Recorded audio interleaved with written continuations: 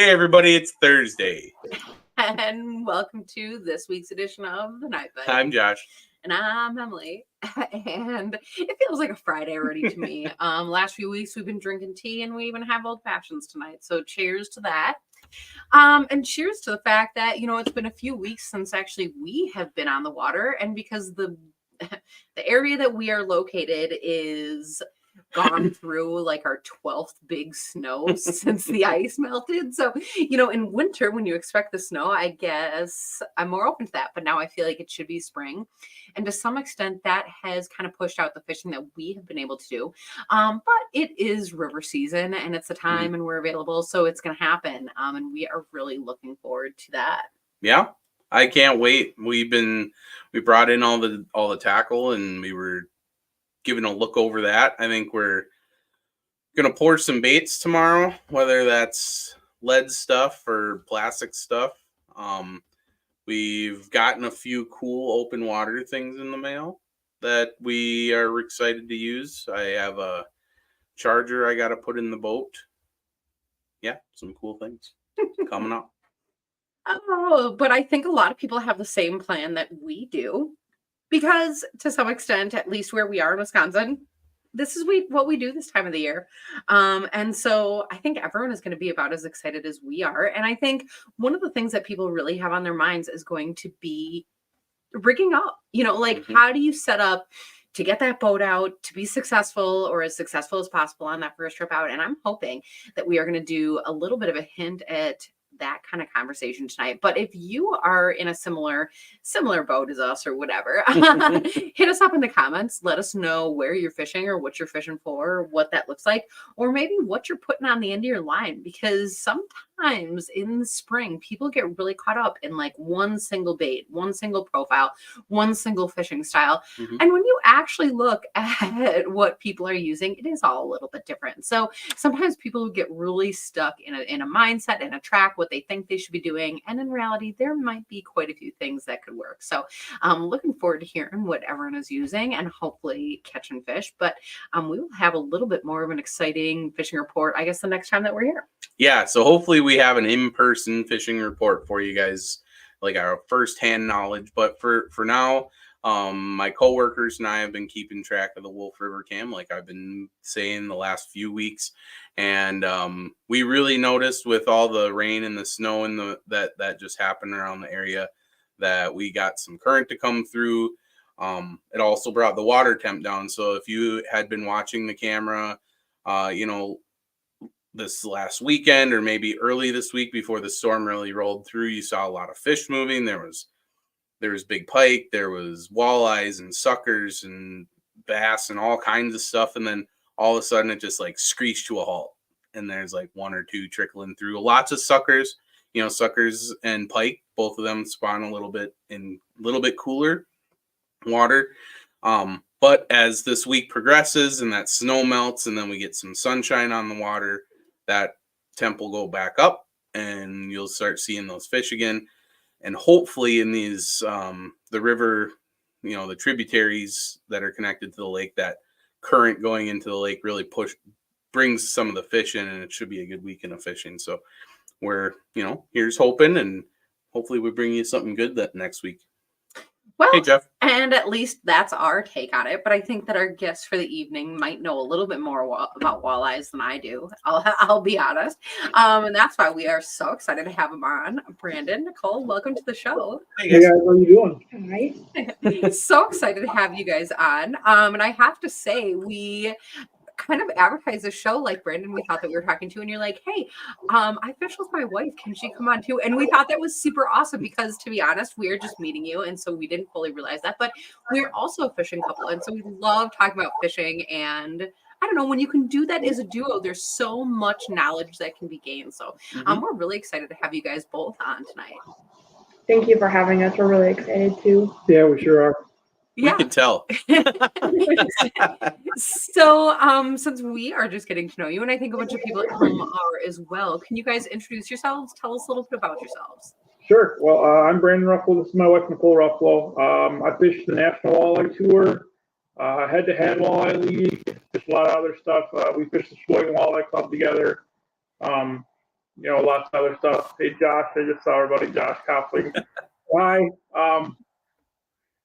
Yeah, I fish professional events all over. We've qualified for 3, 4 national team championships now together. We met fishing tournaments against each other. It ended up working out that we're together and married and competing together now. It's pretty special. That's awesome. That is actually really special that you started out as competitors and were able to make that work out, because we did not start out as competitors, and some days in the boat it feels like we are. Yeah, we've been there too. Yeah, there was a learning curve. There was definitely a learning curve on how to communicate better, and we've really overcome that the last year and a half as a team. We had some really special events last year. We ended up taking 8th for team of the year in our club, and we ended up missing an event and still took 8th. We probably should have won team of the year. We did 2 top 5s last year. We kind of threw away our chance of making a top 25 at the NTC. We made bad decisions in that one, but we're pretty excited to hit Lake Erie this year too. Fish this year's national team championship here in May. So yeah, Sweet. Yeah. Well, and so before we get that far, one of the things I'm interested in is, getting into tournaments. I think a lot of times people go out during, I don't know, walleye spawn in the rivers, and they're like catching a bunch of fish, and they're like, I could do that too. And, maybe you can, maybe you have a knack for that or whatever, but is it just that easy to get into tournaments? Tell us about that. I think it is. It depends what level you want to get in at. We have clubs. We fish out of the Sheboygan Walleye Club. Love the club. Enjoy fishing our events. AIM's got their weekend series. There's lots of opportunity for a weekend angler to hop in and fish. For Winnebago's got bar tournaments, $50 to $100 entry fees. I'm actually running. This is the 3rd or 4th year I've run the Fox River Spring Walleye Classic, so that's April 27th. That's a great event. It's like $160 entry fee. Catch picture release. It's not super, crazy. It's a bunch of friends that love to fish tournaments. That and see each other once a year. Pretty relaxed atmosphere. And as far as like the not so relaxed atmosphere, the stuff that I love to do, you have to love it, right? I mean, you're putting a large chunk of change down. You're spending probably more time than my wife wants me to spend on the water for a year. Really working your butt off to try to learn and get better and compete with the best of the best. So I think it's just you can do it at all levels, whether it's inexperienced to fully experienced. I think you can just find your way in no matter what.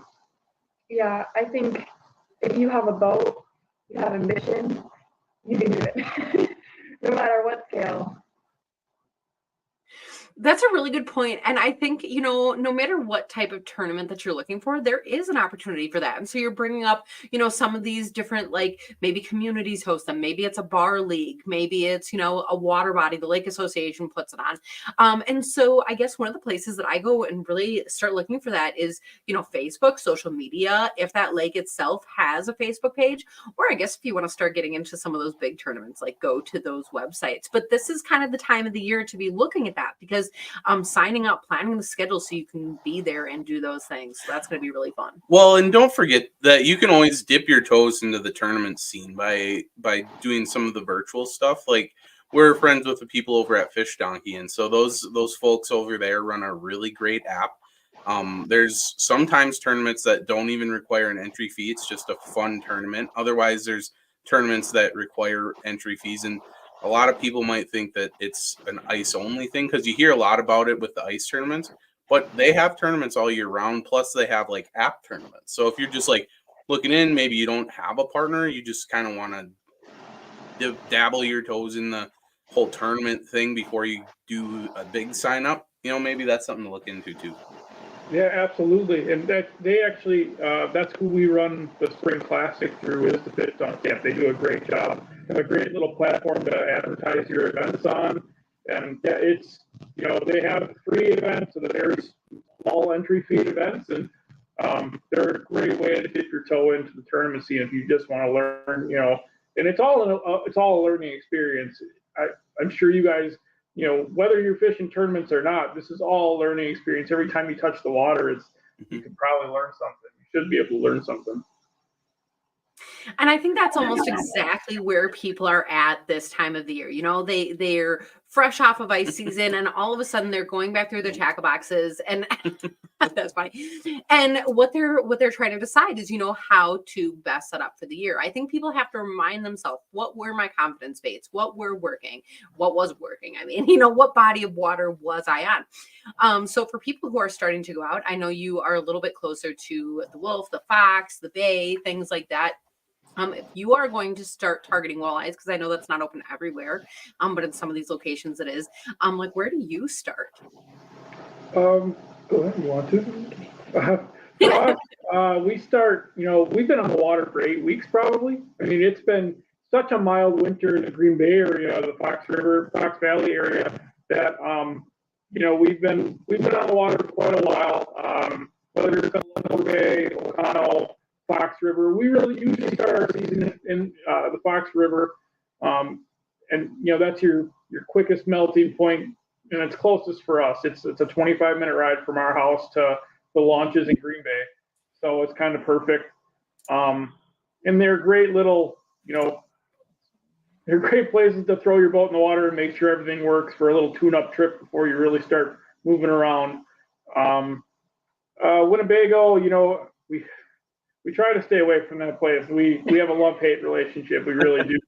But, it definitely has its time. That bite should start to heat up pretty soon. I'm guessing, that Wolf River bite has probably been really good. That water's been low, not a lot of flow. It's probably a little more flow now that we've had all this rain and snow. I have to imagine that bite's going to pay off pretty good here once the water warms up a little. Same thing with the Fox River. It's been really tough spring, honestly, in the Fox. The Bay has actually been better. But once you get a little bit more flow in that Fox River, the bites start coming. The lower bay has been decent. Ocano's been great. I've had a couple really good weekends pre-fishing for head-to-head. Hopefully to have another one here. We have a head-to-head next Wednesday, myself and my buddy Mitchell. I really think fishing will actually only get better. It's been really good. I mean, there's been some great fish being caught, but I really do think that in that 50, 60 degree weather coming, less wind, hopefully, and more flow, it's just going to make things better. Yeah, and I couldn't agree with you more. I really think that we've really been lacking the current, and that's kind of why, if you've been following along with either social media or watching the Wolf River system on the Wolf River Cam, like, you've been really seeing like groups of fish, but it hasn't been super consistent. You'll get pods coming through, and they've been smaller and frequent, but it's not like that big push that we see and then the big push going back. So I think with the current, it's really gonna fire things up a little bit. Yeah, I totally agree. And like the Fox River, we fished the Swamp Donkey tournament last weekend. Had a great time, even in the 30-mile-an-hour wind and cold and rain. It was awful weather, like it normally is this time of year. But we marked a ton of fish, side scanned a lot of fish. I just don't think these fish are truly into biting at this point, just with the lack of current. You'll have bite windows, which is a huge deal. But I just think without that flow, they're really off. They're just kind of off. The other thing, okay, and I'm not a fish biologist. I'm not going to try to claim something as fact, but I think this is my guess. It's a guess, my opinion or something. Yeah, I think when you are walleye fishing and it's the spawn and fish are headed upriver to spawn, they are driven like that. Some of these fish go like such a long distance to spawn. And so like, obviously, if you have a jig down, some of them, like reaction, they might strike. Some of them, maybe they are hungry. This is a long journey. They might strike. I'm not saying this is 100%, but I'm saying when you have that fish that is so driven, I think that and this is evidence on the Wolf River Cam. Look at how many fish pass up those jigs and rigs and hooks and all the things that they put down there in front of those cameras. And so, you're talking about, sometimes the bite is tough, and sometimes there's like a million fish going by and you don't even know it. And sometimes you do, and that's worse, right? But especially as those fish are starting to come back down, especially after those fish spawn, if you can find those hungry fish that aren't like as immediately driven. I don't know. I feel like I've found success that way. And sometimes people are like, oh, the spawn is ending, like be done with it. And it's like, well, in some ways, if you can still find those fish, this might be a great time to go out. Yeah, some of our favorite tournaments are those early May events that the fish just got done spawning. They're putting the feed on really heavy. I don't know. You talk about last spring. We had some fun last May. Yeah. Well, up north or even Lower Bay, we took second last year in Lower Bay. Yeah. Yeah. So we were talking a little bit earlier, speaking of like getting fish to bite and stuff. So we were talking like what you guys are kind of using, and you're saying like you guys are really stuck on hair jigs this time of year. So do you guys, this is a question for both of you, so you can answer independently. So what colors are each of your favorites? Purple, personally. Anything else? Just purple? Purple, blue, white. There you go. Black. Yeah. We try to keep it pretty natural. A lot of times, when we're fishing Green Bay, you're in a relatively clear body of water, right? You're fishing O'Connell, Peshtigo, Marinette, Door County, even up in Cedar River and north. You can see bottom 12, 15 feet of water. We're throwing something relatively natural. We're trying to throw those dark colors, trying to imitate a goby, trying to imitate an alewife. So yeah, dark purple and black is really good. I've been doing really well on purple and white. Those are really our two favorites. Blue and white's been really good too. Those are kind of our three go-tos. There's days where you're fishing that dirtier water that you throw something a little more fluorescent out there, maybe like an antifreeze in purple. That's a really great Lower Bay color. But really, you're the more natural you can be, when it's that clear water, better. So how about you, Emily? What do you like to throw? Oh What's my your gosh. colors Oh for my the gosh. springtime? That's the thing. I guess that's part of why I like this question, is because I'm that person that gets a little bit lost in color. I get a little bit lost in what I should do. I get a little bit lost in like, oh, the current changed, so I need this weight and that weight. And I don't want to make myself sound like a terrible fisherman, but I'm being honest because I think that's what people struggle with. And the other thing, this is not an answer to your question, but this is kind of a different question. The other thing though that I think that people struggle with though is the shoulds, and so you always hear, oh, you're supposed to use flies, and you guys are talking about hair jigs. And so that's different, right? And so that's one of the things that I'm catching on is like, I have a box full of marabous, which are also a little bit different, but I'm like, I wonder if that's close enough to a hair jig. I wonder if I should be using that. And so that's what happens sometimes when I'm going out in spring and I'm coming off of ice season and I'm like, oh, maybe I should try marabous. Oh, maybe I should try a jig of plastic. Oh, everyone says I should use a minnow. Oh, like I just get so caught up in that. And so I think what I usually go to is a jig of plastic. And I think because I can change it like really quick, like the color, the profile, whatever. I feel like it's something that I'm able to move through quickly. But I think maybe what I need to do is find more of a confidence bait. And I think for me too, I think my colors are, I like to lean towards like the whites and the blacks, and sometimes I'll throw like a brown in there. I know that might sound a little weird and like not counterproductive, especially if it's a little dirty, but I just think that there's a lot of critters in the river that are that brown color, and they seem to eat those just fine. So that, and then like you said, if it's a tough day and I'm not getting any bites, I'll throw something like you said, that chartreuse or lime truce, whatever you want to call it, fire tiger, just something to change it up because I'm not catching anything. And some days, just that's what they want. You get that reaction bite. So I think as far as color goes, if you're using jigs or hard baits, I really think the key to keeping on the color is having a snap on the end of your line. What do you guys think about that? So I would say you're not wrong for sure. Personally, I tie direct on a lot of things. Blade bait, not so much, that they'll break lines off pretty quick. But for hair jigs, me personally, I like to tie direct. I just don't like that extra play in there. It changes the action of what you're trying to do. Mm-hmm. And I'm not telling you you're wrong in any capacity. Like I've got friends that'll hop in the boat and they'll throw it, and I'll ask them why they're doing that, and then they'll outfish me 3-1. Right. You know, and that's just how it goes.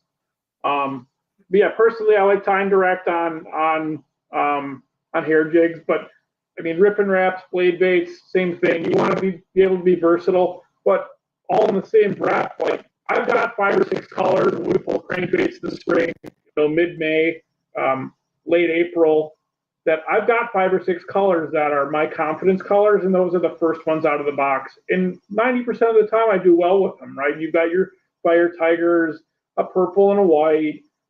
I get yelled at if I don't put on a pink lemonade once in a while by someone. Depending. Yeah, if the pink lemonade's on them, it's probably a pretty tough day because I try not to put that one on, but I usually get talked into it at some point.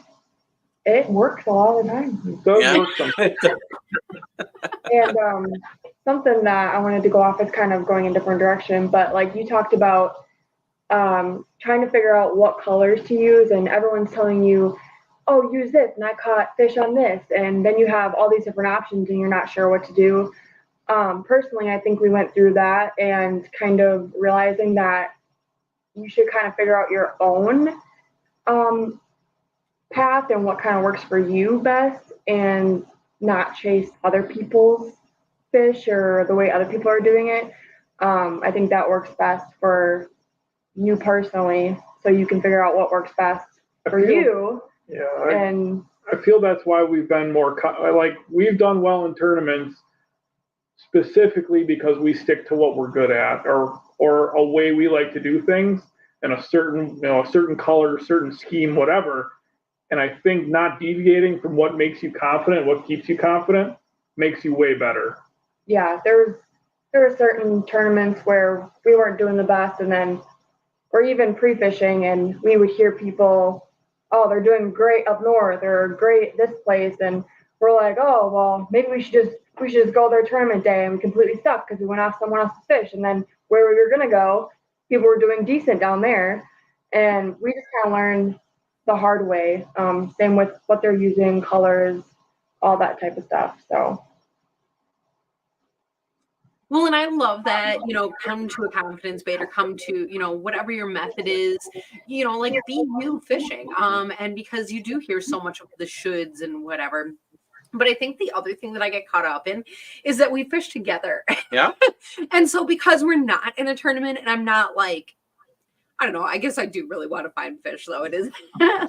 But I mean, then we can do 2 different things, And so like, let's say that you are in a boat, but you're with somebody who's new. Maybe they don't know what they're doing. They're going to rely on you. What should I use? What goes on my line?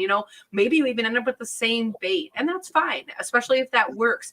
But on days where that doesn't work and we can try 2 different things, or sometimes he'll put something on that I never would have thought of, or vice versa. One day we were actually fishing a part of the Wolf River and nothing would bite. I put on a worm and a leech just to be like ridiculous. Caught a fish.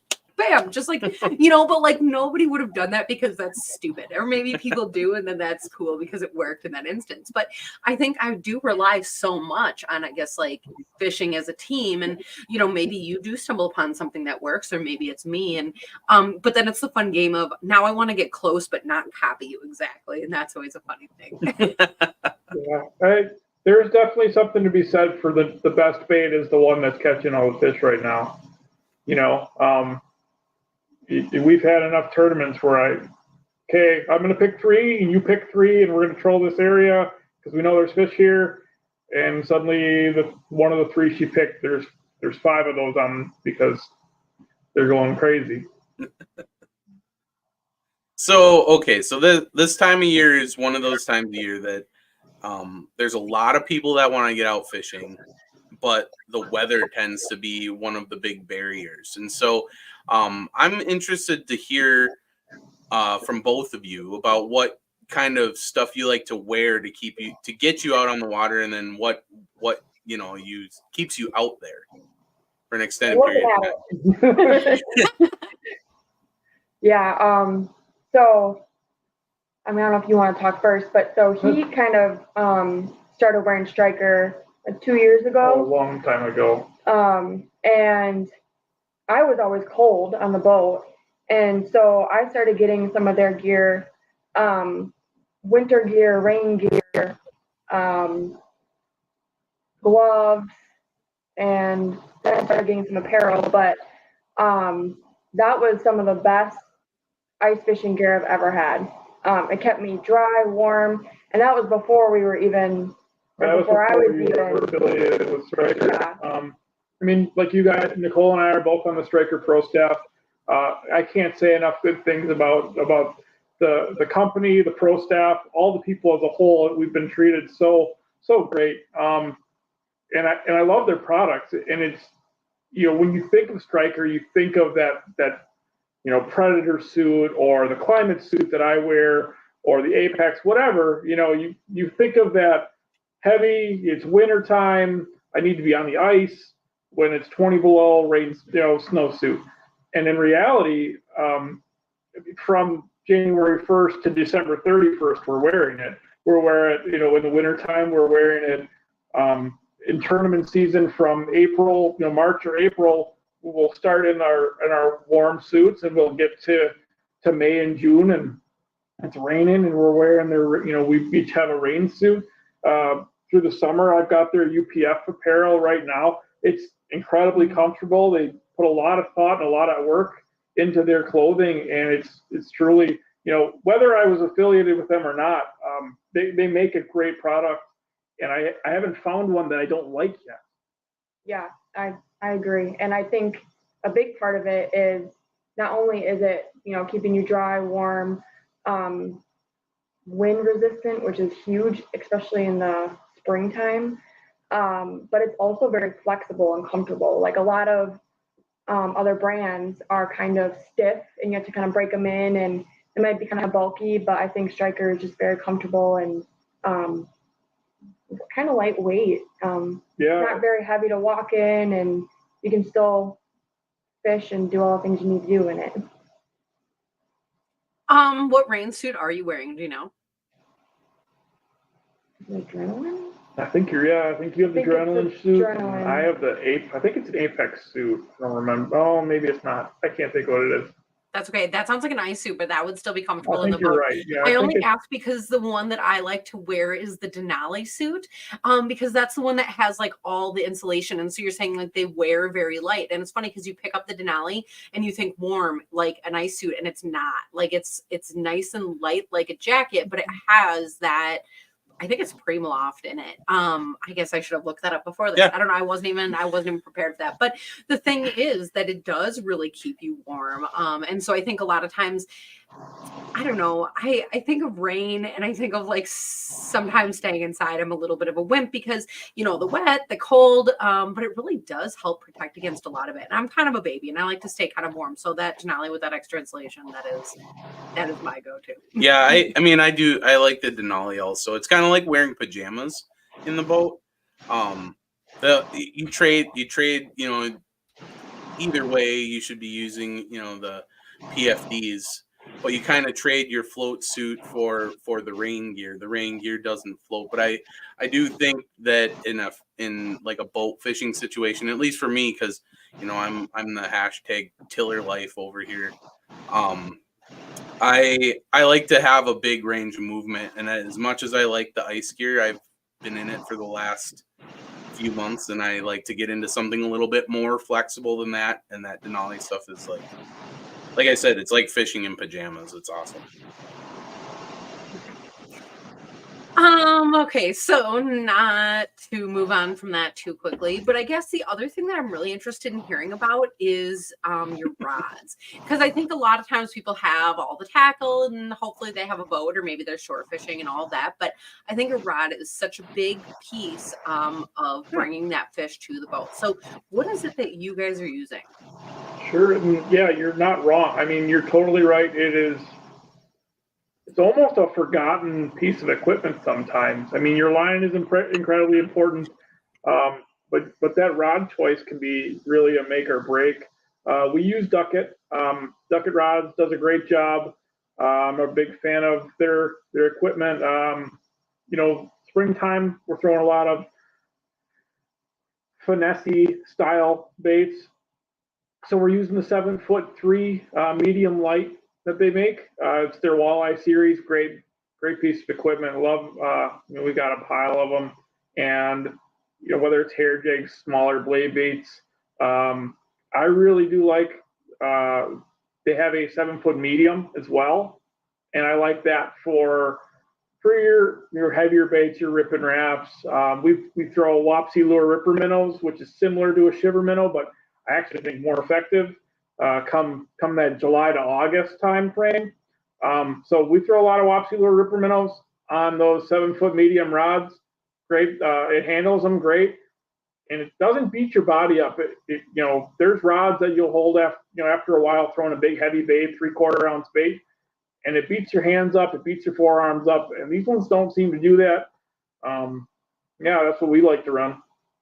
And their trolling rod might be my favorite trolling rod of all time. And I'm on their pro staff, but that is not like I could be off their pro staff. I would buy 20 more of those. It's the best spinner, like the crawler harness rod I've ever used, and that's kind of my bread and butter. Come, May, June, July, August. It is bar none probably the best one I've ever used. Just like how sensitive it is, like how you can just connect with the bait. So, what is it about it? So that particular trolling rod, it's an 8'6" telescoping trolling rod, and it absorbs head shakes so well. It's a bit more sensitive than a lot of other trolling rods. Our casting rods are they're not super flexible bendy, but they're incredibly sensitive still. They get the job done there. Relatively durable. I'm very happy with them. Mm-hmm.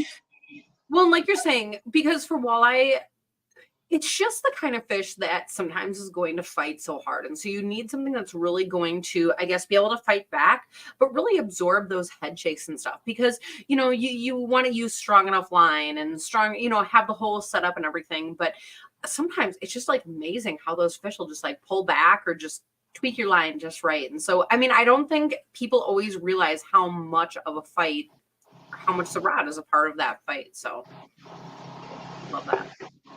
Yeah. Cool. As far as spring, I think everybody is really looking towards rivers. I think that's kind of the natural thing to do as fish are going to begin pushing back out. Where do people start to look for those fish after that? My favorite thing to tell people is, you drive outside a river and you take a right or you take a left, and the first points you find is a great spot, right? These fish are looking for like a rock to sand transition a lot of times, in that 7 to 10 foot of water. Now, you wouldn't believe how many fish we catch in 3 feet of water in May. Like, it's kind of staggering. Not so many people we fish tournaments against are watching. Very fun. But it's incredible. Like, to troll in 2 to 3 feet of water and have a planer board go flying back, and you have to wait to fight a fish because it's going so crazy because he's got no room, is one of the most fun bites of the year. It's one that I look forward to every year. So really, that 2 foot to the 12-foot line is a great place to look. You look for that rock where that, I use side scan a lot. Forward-facing sonar is a big deal. It's really special, but side scan might be the most important tool that I use. It's a secret. So looking on that side scan for your rock to sand transition is a big key early season. coming off the spawn. Well, okay, and that's why I guess I'm laughing a little bit about this, is because walleye being that shallow is a little bit new to me. I guess I always got stuck in that mindset that they're going to be at least, I don't know, in 5 feet because they're like a predator or something. That's all stupid. Like, why would I think that? Is because probably somebody taught me that, right? But what we did is actually we moved and we have a different lake by us, and we have been trolling baits, but not with planer boards, just like straight lining jigs and plastics. And it's great because where we are setting up, these weed lines are just starting to grow in these lakes. And so we can catch crappie or maybe like a really nice perch or even a walleye. And one of the things that actually just this last year I started to realize is when you do catch them so shallow, and one of the things that you kind of talked about is that you have to kind of let them go because there's nowhere for them to run. Like when you catch a walleye that shallow, normally you go to set that hook and they kind of like go down, right? But when there is no down, and it's, that's kind of like a different aspect of the fight. That's a really fun thing. But it's been really fun, I guess, to try that out and to find them so shallow like that. And to be honest, I think, the planer boards, that might be the way to go, but I think you might not even have, well, not you, do what works for you, but it might not even be that difficult. So that's been really fun for us to learn. Yeah, we had some pretty awesome success early last year in some tournaments early in the year. And it was, again, 3 feet of water. We're pulling flicker shads shallow, and we're grinding them into the bottom. Relatively sandy, mucky bottom. Personally, I think, these walleyes, when they come off the spawn, when they get done spawning, they're going to look for the first thing they can eat. And if the water is warming up and the crayfish are coming up out of the mud, they're going to eat them. And I think that's why they eat them. Those fish stay shallow. There's probably shiners and shad in shallow. But there's also crayfish and other things. So you pull that darker bait tight across the bottom, digging it into the bottom. They hit so hard you got to peel line out. We had some fun last spring. Yeah, when we took second. Yeah, we took second last spring in a club tournament. Yeah, we had about 30 pounds. Oh man, that's 40. Oh. But yeah, they fought. They had a lot of place to go, so there's quite a few that we had a hard time getting to the boat, basically. But it was a lot of fun. That's probably close to one of my favorite ways to fish is in shallow. But yeah. So I'm sure you guys have all kinds of little tricks and stuff that you guys do for tournaments, but do you guys have like one little trick that you use with your crankbaits at all? Because I have something in mind that I've been trying for a couple of years. Stole it from the bass guys, and it seems to be working out well for me so far. And I just wanted to then share it. Well, I just want to see what they have first, because so like you're on the Crappie Junction show, and so people automatically assume like, oh, you guys are panfish guys, and so who wants to listen to a panfish guy talk about walleye secrets when they got 2 tournament walleye anglers, team of the year people over here that they can get a trick from? Personally, I change if we're walking into a tournament, I'm going to change every hook on every crankbait that we're going to use. I'm not sponsored by Berkeley, but their Fusion 19 hooks are fantastic. If they want to sponsor me, give me a call. I would love to. But so their Fusion 19 hooks are really great. They're really grippy. They're really sticky. I've put a couple into my hand, and they do a great job. So I'm going to probably upsize just a little bit my hooks if I can get away with it. And I'm going to read what I'm fishing. So if I'm fishing shallow and I'm fishing sand, I know I'm fishing sand. I'm not fishing rock or weeds where I'm going to lose a bunch of crankbaits. So I'm going to grind my crankbaits into the bottom, whether it's a crayfish or a shad or something else. If there's shad or something near the bottom, they're going to move. Dust's going to come up. They give something for those fish to track. And it's really not that complicated of a program, but I'm going to use my side scan, and I know there's fish 70 feet from the boat. So I'm going to move my baits wherever they need to be, and we're going to do everything we can to stay on those fish. It's really not that complicated of a program. It's not that crazy. I mean, we're putting 6 baits out. We're pulling Church tackle boards. Love their church tackle boards. We actually like the mini boards for the springtime stuff shallow because they don't drag as much. Their TX12s, awesome boards. If anybody wants to go get some boards, but Their walleye boards are really great too. Their TX22s are bigger. Those are great for that more open water style. But really, it's really not much more complicated than fishing tight and shallow. And if you think you're too shallow, you could probably go shallower. Wow. That's awesome. So my little thing that I've been trying the last couple of years is, and it popped up for a quick little second, and I feel like it kind of went away. And it's the soft split rings. And so I've taken a lot of my stick baits that we like to run shallow, and I've put on soft split rings, and like you said, upsized the hooks a little bit. And I found that I've lost a few less fish because of that. Now, granted, I took some braided line, some 80-pound braided line off of my catfish gear just because that's what I had laying around. So, you don't want to just be tying on like 10-pound braid for soft split rings, but I've had really good success with that. So if that's something that, maybe people out there want to try, just give a look on YouTube. There's a few different tutorials. It's pretty easy.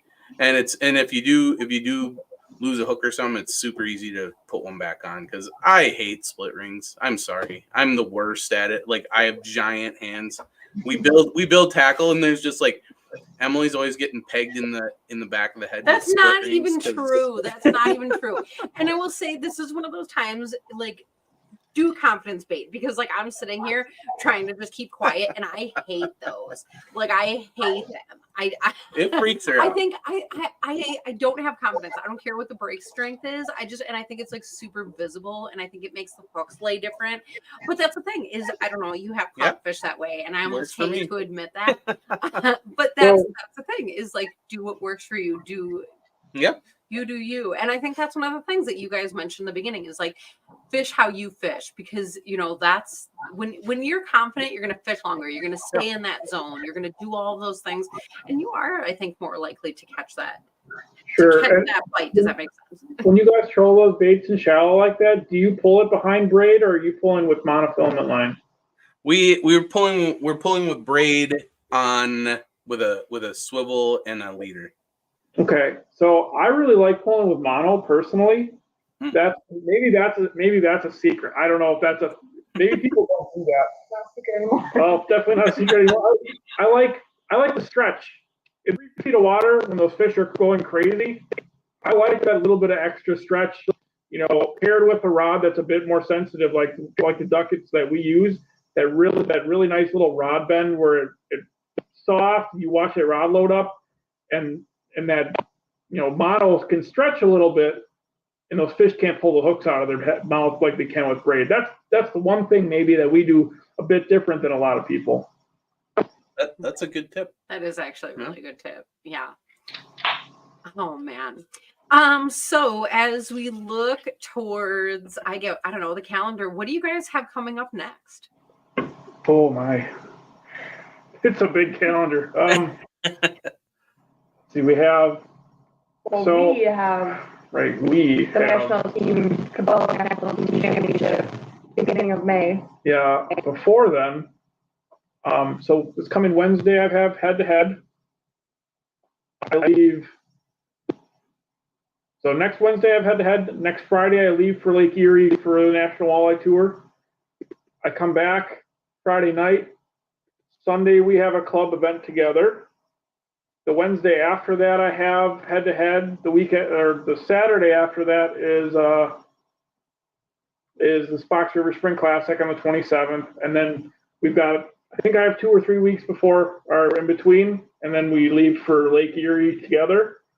That'll be Nicole's first time on the walleye factory that is Lake Erie. So hopefully we're going to catch a couple hundred fish a day and nice. Take a top 25 and cash a check and get a ring. We're due for one. We are. That's super exciting. Yeah, very. Yeah, we've got a lot of events this year. I definitely overloaded myself and us together, and that's okay. It'll be a lot of fun. It'll be busy, but it'll be a lot of fun. Yeah, it is a lot of fun. It is a lot of travel and stuff though. So what's funny about social media is that like we all get to sit here and like watch all your adventures and you like go from Lake Erie and back like Yeah. that easy. And so we're like, yeah, go again. But you know, that is a lot of drive time. That is a lot of being on the road and you know, being away from home always honestly takes a big toll. And so that is it weird to say like we appreciate that you guys go and do that because I mean I don't know, it's fun to watch all the tournaments. It's great to see what people are catching and what's working and you know all that kind of stuff. And I think people sometimes like scoff a little bit like, oh, those tournament guys, right? For like a million different reasons, but it is so fun to be able to follow along and learn from. Yeah, I'm a big baby when it comes to leaving. Usually like the day after I leave, I'm like, I'm ready to come home, and then I get to fish, and I'm like, okay, I'm okay. But it helps that I have the support that I do. My wonderful wife and our pets and my family, my parents, my little sister, my best friends. You know, and some of my best friends are all guys that I travel with on the tour, which is really cool. It's like a second family. Almost my job is very helpful that I get enough time off to go do this. But the travel isn't easy. It's kind of crappy, right? I mean, I'm literally going to drive Lake Erie, fish for 7 days, drive home, we're going to fish for a day, I'm going to have 2 days off, I'm going to fish for another day, and then have 2 days off, I'm going to fish another day. And then in 2 weeks, we're going to turn around and drive another 8 hours back to Lake Erie and fish for a week. And it's wonderful, and I love it. And I love the tournament aspect of it. I love competing. We spend a lot of time in the boat together, which is mostly good. I can be kind of a crab. Sometimes I can be cranky and not so fun to deal with. Probably you can say that's accurate. Okay, that's accurate. So you know it. But as far as the tournament fishing, you know, I said before, you have to love it because you have to love it. I don't. My dad was a professional angler and professional tournament fisherman. He's a guide on the Bay of Green Bay now. So thanks, Dad. I'm sure he's watching for putting this, you know, love of fishing tournaments in me because, you know, I don't think I would do this without watching him. I was on the other side of that stage a lot. I say that a lot, but it's something that I love to do, and I'm very blessed to get to do. And not a lot of people get to do this and fish against the best of the best and the highest level, and it's just special. So the travel sucks. I don't love being away from home. I've been rambling too much already, but yeah, it's pretty amazing. I mean, I don't travel that much. I only fish probably one professional tournament a year, I think. And then I mostly do club tournaments. So there's a little bit of travel, which obviously a week at a time kind of sucks.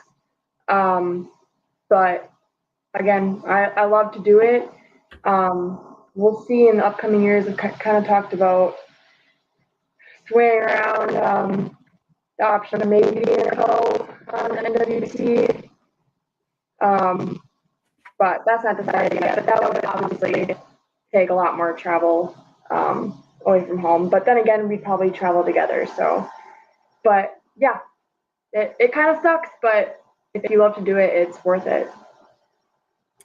Well, and either way, we love to follow along. And I know that there's going to be plenty to follow along with as you guys do all these different tournaments. And we're looking forward to, I don't know, all that you guys have coming up because I know that there is a lot more to come. And we'll be following along. But for the people who are just tuning in and maybe meeting you for tonight, how do they follow along with you as well?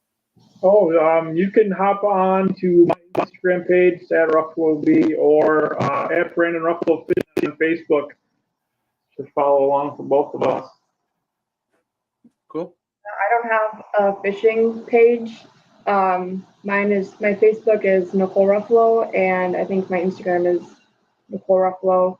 That's where I do most of my posting, and we do have kind of some similar posts here and there when we fish together, but we also have our own, which kind of makes us unique even though we fish together. That is super fun. I know that I'm going to be following along and I'm looking forward to that. So thank you guys so much for being here this evening and chatting about all this crazy stuff with us. Thank you for having us. Yeah, we're having a great time and we appreciate it. Yeah. And you guys are actually like close enough with us or to us that someday we hope to like actually maybe even Hang fish out. with you guys. Yeah. Yeah, that would be awesome. That would be great. We Yeah. love that. Yeah. For the people at home, thank you guys for hanging out as well, because Mhm. that is always a big part of the fun, and lots of great fishing tips in the comments tonight. So thanks for chiming in with that. And hopefully everyone is able to make it out to the water this weekend, kind of like we are. Otherwise, we are going to bring you a fishing report and a whole lot more on next week's edition of The Night Bite. Night, everybody.